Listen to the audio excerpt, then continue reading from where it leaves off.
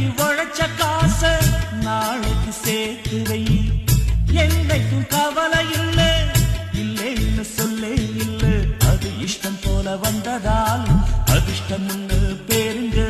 சொல்லாமலே செல்வதால் செல்வம்